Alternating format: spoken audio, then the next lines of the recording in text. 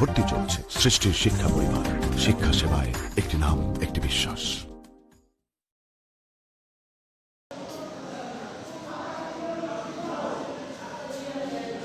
সুপ্রিয় শিক্ষার্থীরা, আশা করি তো সবাই আল্লাহর রহমতে ভালো আছো। আমি আলহামদুলিল্লাহ ভালো আছি।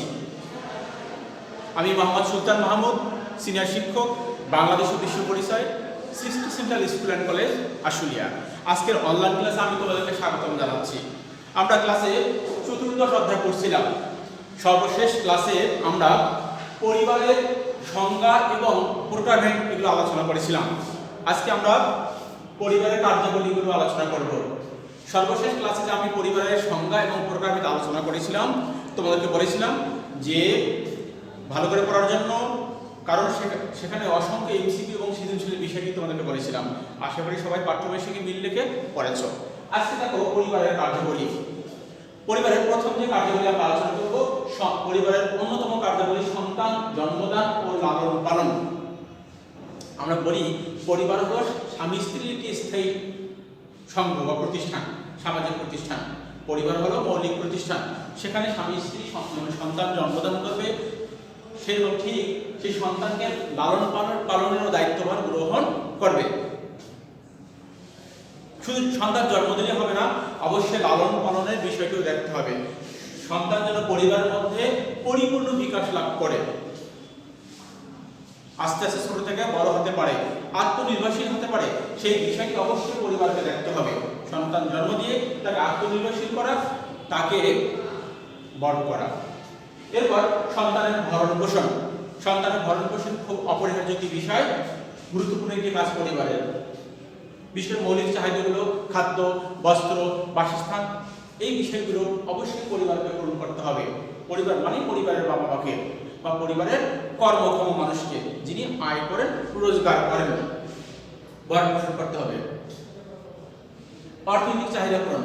একসময় পরিবারকে বলা হতো অর্থনৈতিক ব্যবস্থার মূল কেন্দ্র, অর্থাৎ মানুষ তাদের যাবতীয় অর্থনৈতিক চাহিদাগুলো পরিবারের মাধ্যমেই পূরণ করত। কালের বিবর্তনে, সময়ের পরিবর্তনে মানুষ পরিবারের পাশাপাশি সেই চাহিদাগুলো ব্যাংক, বীমা, অফিস, আদালত, বাজার এগুলোর মাধ্যমে পূরণ করছে। তবে পরিবারের চাহিদা আছেই, শাশ্বত চিরন্তন। আমরা যদি কোনো আর্থিক সমস্যা করি, প্রথমে কিন্তু পরিবারের মধ্যে সেটার সমাধান করার চেষ্টা করি। এরপর শিক্ষাদান, সবচেয়ে গুরুত্বপূর্ণ শিক্ষাদানের বিষয়টি। শিক্ষাদান, সন্তান জন্ম দেওয়ার পাশাপাশি তাকে সুশিক্ষায় শিক্ষিত করা, দেশের সুনাগরিক হিসেবে গড়ে তোলা, মূল্যবোধ শেখানো, সামাজিকীকরণ শেখানো, সমাজ কিভাবে চলাফেরা করবে সেই বিষয়গুলো শিক্ষা, আদব কায়দা, নিয়ম রীতি, মূল্যবোধ, প্রথা, প্রতিষ্ঠান, অভ্যাস, এই বিষয়গুলো শেখানোর পাশাপাশি অবশ্যই সুশিক্ষা শিক্ষিত করতে হবে। বিশেষ করে প্রাতিষ্ঠানিক শিক্ষায় আমরা জানতাম যে মা হচ্ছে একজন সন্তানের জীবনের শ্রেষ্ঠ শিক্ষক। মায়ের হাত ধরেই সন্তানের শিক্ষা শুরু হয়। স্বাস্থ্য সেবার ব্যবস্থা, কোনো পরিবারের স্বাস্থ্য সেবার ব্যবস্থা করা পরিবারের অন্যতম একটি কার্যাবলী।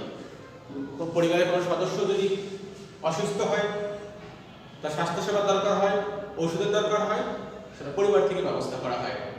পরিবার, হ্যাঁ, যদিও পরিবারের পাশাপাশি সামাজিকভাবে অনেকেই সমাজের মানুষ এগিয়ে আসে, কিন্তু পরিবারের হলো মূল কেন্দ্র স্বাস্থ্যসেবা।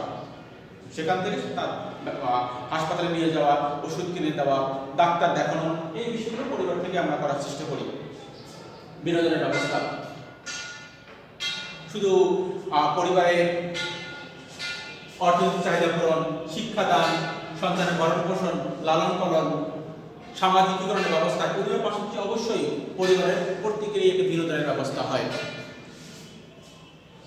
কোন এক সময় বাংলাদেশের মানুষ পরিবারের সব সদস্য মিলে সিনেমা হলে সিনেমা দেখতে যেত বিনোদনের জন্য। যদিও এখন সেটা পরিবর্তন হয়েছে, যে কোনো অবশ্যই পরিবারের এই বিনোদনের ব্যবস্থাটা সুস্থ বিনোদন হওয়া খুবই জরুরি।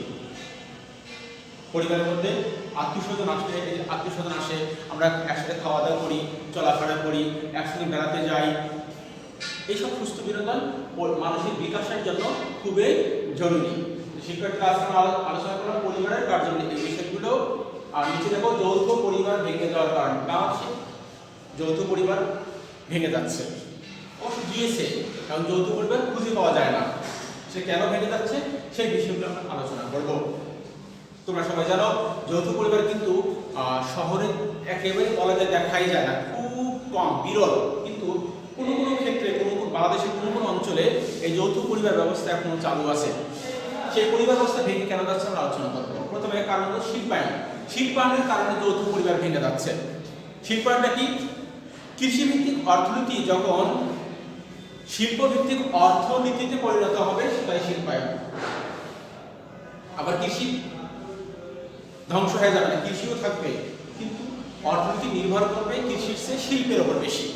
শিল্পায়ন প্রশ্ন করতে পারো শিল্পায়ন কিভাবে হতে পারে যে যৌথ পরিবার ব্যবস্থা ভেঙে যাচ্ছে। শিল্পায়ন হচ্ছে সবাই জানো, শিল্পায়ন হলে ব্যাপকভাবে কাজের বা কর্মসংস্থানের সুযোগ সৃষ্টি হয়। মানুষ গ্রাম ছেড়ে শহরে আসে কাজের জন্য, গ্রাম থেকে শহরে আসা সেই যৌথ পরিবারটা তো অটোমেটিক্যালি ভেঙে যাচ্ছে। নগরায়ণ শহরের বিকাশ। শহরের বিকাশ যখন হয়, শহরের যখন উন্নয়ন হয়, সেখানে আমরা কি কাজ পাই, ভালো স্কুল পাই, ভালো কলেজ পাই, বিশ্ববিদ্যালয় পাই, ব্যবসা প্রতিষ্ঠানে প্রসার হয়, চিত্ত বিনোদনের ব্যবস্থা পাই, অর্থাৎ উন্নত জীবনের সন্ধান আমরা শুরু করি।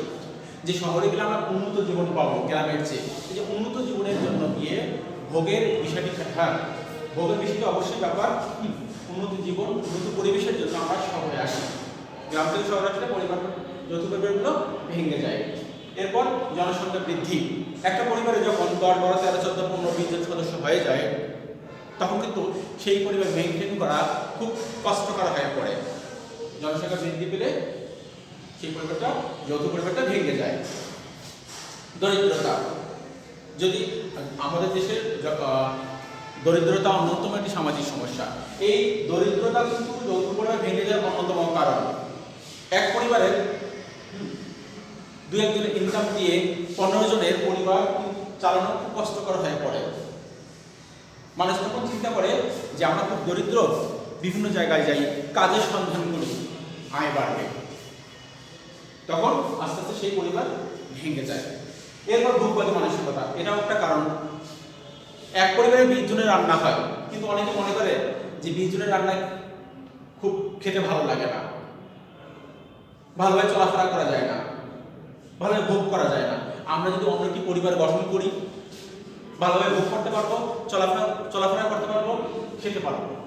এই ধরনের ভোগবাদী মানসিকতা, এই ধরনের চিন্তা চেতনার কারণে সেই পরিবার ব্যবস্থাগুলো, যৌথ পরিবারের ব্যবস্থা ভেঙে যাচ্ছে, ভেঙে গিয়ে একক বা অনুপরিবারের সৃষ্টি হচ্ছে। শিক্ষার্থীরা, এই যে লাইন কিন্তু একটা, কিন্তু অনেক ব্যাখ্যার ব্যাপার এখানে, যে যৌথ পরিবার ভেঙে যাচ্ছে, এইগুলো হলো মূল কারণ। আশা করি বুঝতে পেরেছ। আজকে আমরা আলোচনা করলাম পরিবারের কার্যাবলী এবং যৌথ পরিবার ব্যবস্থা ভেঙে গিয়ে একক বা অনুপরিবার সৃষ্টি, এই বিষয়গুলো আশা করি বুঝতে পেরেছ। পড়াশোনাটা চলমান রাখো। ক্লাস 10-এ উঠেছো তোমরা সবাই, আজ পূর্বের তুলনায় বেশি দায়িত্বশীল হবে, স্বাস্থ্যবিধি মেনে চলাফেরা করবে, পরিবারের প্রতি দায়িত্বশীল হবে। সবাই ভালো থাকবে, দেখা হবে আগামী ক্লাসে। সে পর্যন্ত আল্লাহ হাফেজ।